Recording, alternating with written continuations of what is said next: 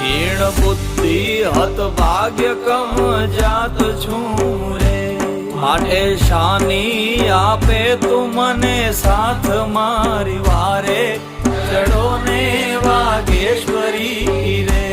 માત સંકટ માં સાધ નહીં સાંભળો રે, મારે કરવી કોને ફરિયાદ મારી વારે, ચડો ને વાગેશ્વરી રે। હશે ભાગ્ય તે ભોગવે છૂટકો રે, એમાં નથી રે વિધાતાનો વાંક મારી વારે, ચડો ને વાગેશ્વરી